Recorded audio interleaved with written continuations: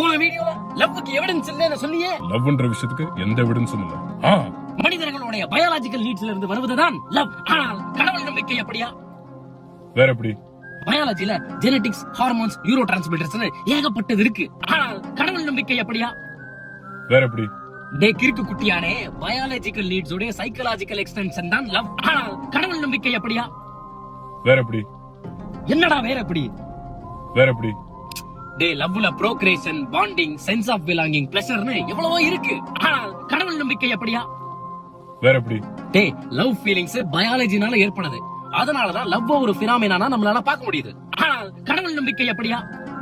வேற எப்படி? டே பிற்போக்கு பூமரே, கடவுள் பேரை சொல்லி ஏமாத்துறாங்களே. சேர்றா முற்போக்குட்டுமாரு, அப்ப லவ் பண்றேன்னு சொல்லி ஏமாத்துறாங்களே. அந்த கடவுள் பையன் இருக்கான்னு என்ன எவிடன்ஸ் வச்சிருக்க?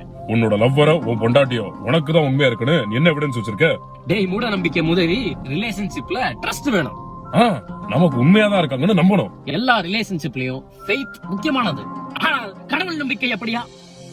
வேற எப்படி? அப்படி